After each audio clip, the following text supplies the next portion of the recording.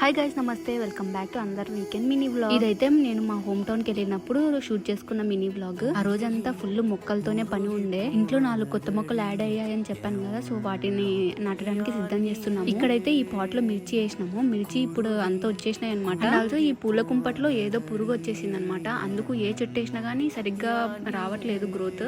చూసారా మిరపకాయలు కూడా ఎంత చిన్నగా వచ్చినాయో. చాలానే పూత వచ్చింది కానీ అంతా రాలిపోతుంది అనమాట.